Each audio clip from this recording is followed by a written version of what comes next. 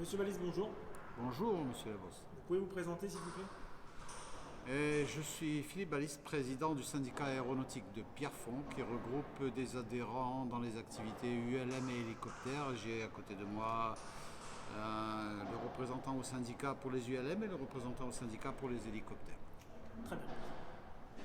Vous nous avez contacté pour une problématique de signature d'un protocole qui émane de l'aéroport, mais qui a été demandé par l'aviation civile. Oui, c'est exact. En fait, l'aviation civile, dans le cadre de la surveillance de la conformité de l'aérodrome de Pierrefonds aux textes européens, a imposé à l'aérodrome de signer avec les usagers un protocole qu'ils appellent de cette façon, protocole, et en se référant à des textes lesquels ne précisent jamais la présence d'un quelconque protocole ou quelconque engagement de la part des usagers. Nous sommes toujours d'accord, bien évidemment, nous sommes pour la réglementation, toujours la réglementation, rien que la réglementation, mais jamais pour répondre à des dictats, des dictats sur des interprétations de textes ou sur des exigences qui ne sont pas des formalités administratives enregistrées et décidées par les autorités nationales. Voilà notre souci.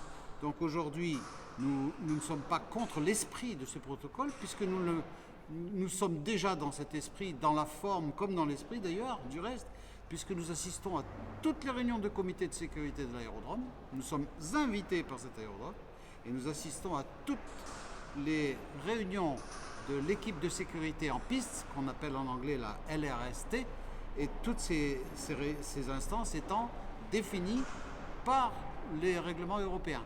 Nous y participons, non seulement nous y participons, mais nous en faisons partie intégrante dans la vie de tous les jours. Nous ne comprenons donc pas du tout cette démarche et cette menace de nous arrêter, de nous interdire d'opérer. Donc voilà, en fait, vous employez le mot dictat parce que si vous ne signez pas ce protocole, de quoi êtes-vous menacé finalement?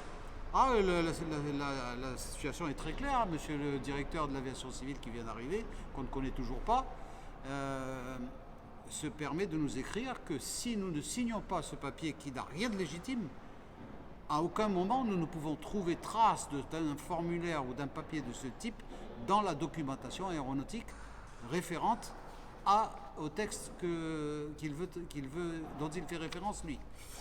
Par contre, en conséquence, il est hors de question pour nous de signer un papier qui n'a pas d'existence juridique validée et justifiée. Sinon, c'est ouvrir la porte à tous les dictats de n'importe quel responsable de service qui souhaiterait qu'on signe une lettre ou un engagement ou une attestation à tout moment si ce n'est pas justifié légalement. Voilà notre souci. C'est plus un problème de forme que de fond.